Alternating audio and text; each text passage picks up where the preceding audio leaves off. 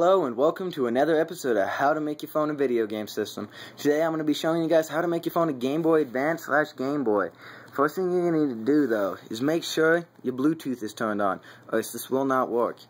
Okay, now after that you're going to want to go to your Android market, your Play Store, whatever you call it. Okay, first thing you're going to want to look for is Wiimote. If you don't have this app, you're not going to be able to get this. It's called Wiimote Controller. It's not you don't need to pay for it. It's completely free. Just install that. That will allow you to use this. After that, look for Game Boy. Just type in Game Boy. You're going to get a multiple of different emulators. I use My Boy, a paid version of one. My brother uses Retro Game Boy Advance. That one actually works really good. You don't need to pay for it, and it allows you to save your game. This one you need to pay for to save your game. I use either one. It doesn't matter. Just install one of those. If you don't have ROMs and don't have a computer to get ROMs, just look for Cool ROMs app. Just type in Cool ROMs, and this little Pac-Man guy is going to show up. You're going to want to install that. This will allow you to get ROMs from the website. Okay, now after that, let's head home. Okay, not that.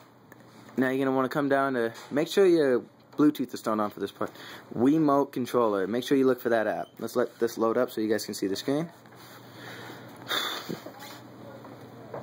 Okay, I hope to God that's not as best as it gets. 1 second. Okay, there we go. The top one says interact and connect. You're going to want to do that, then hit 1 and 2 on your Wii remote. When those lights go, when one light goes solid, it's going to say all this. See, now it's solid. Now you can click all these buttons, and it's going to let you do that and play games with it.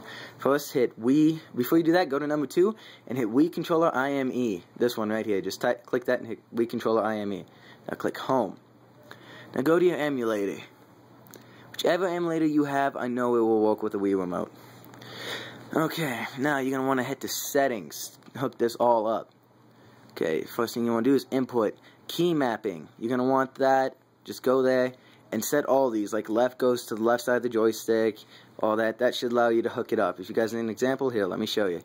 Okay, let's go down to A and B. A, now you just click the A button and it's set there. That's your example. Virtual keyboard, turn that off, you're going to have that stupid overlay on your screen.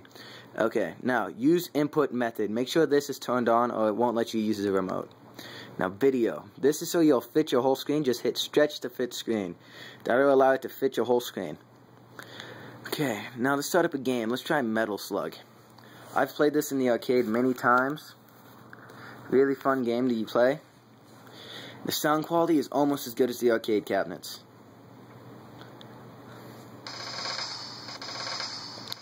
The graphics are just as good as the arcade cabinet, if not a little bit less.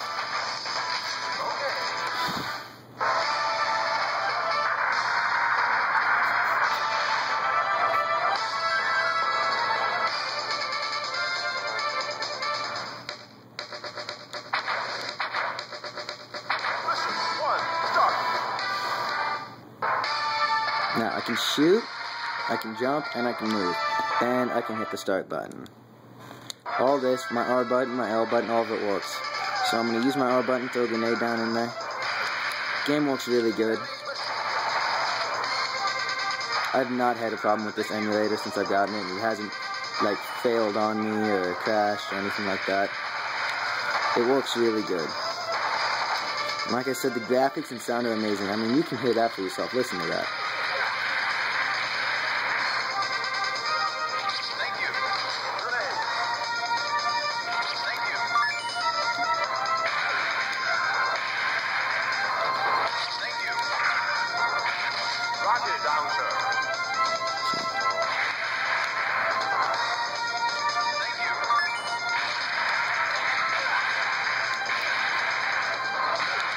Sorry if I'm not talking, I really get into these games.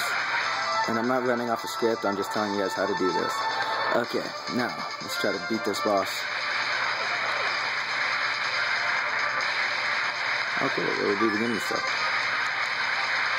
I guess I got some kind of player card or something.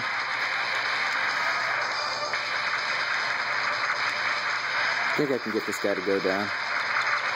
But as you can see, it all works really well. The joystick works really good on these games. I use the joystick, not the D-pad, because the D-pad's really stiff on these controllers. It only works really good with a Sega Genesis emulator. Okay, now, next game.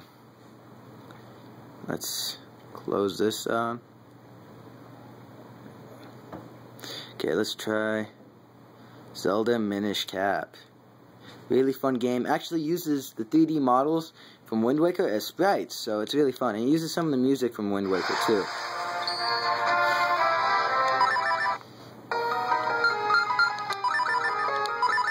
I actually beat this on the regular advanced, so it's really fun. Okay, as you can see, it all works really well. Okay, and you can do this. You can load a quick save file, which will get you further into the game. So you don't have to actually load it from the actual game saved file. So if you're ever in the middle of the game where you can't save it, or if it's a game that doesn't save, you can save it using the quick save files on these emulators. But as you can see, it all runs really well. The sound is amazing, it doesn't cut out, the graphics are awesome, and the screen is so much bigger than the Game Boy Advance SP, and it's brighter, so you don't need that little brightness button or whatever. It works just fine. This controller works really well, so you don't need there's no problems with it at all. The emulator, like I said, doesn't crash, so I would choose getting this one. And that's how you guys make your phone into a Game Boy Advance / Game Boy Color. I know I didn't show any of the regular Game Boy or Game Boy Color games. It's because I really didn't have time to download all those. And I just really wanted to show the highlights of this. Showing those older games would have done it justice, but not as good as these. So I hope you guys enjoyed. Go ahead and make this for yourselves and enjoy the games. See you guys next time.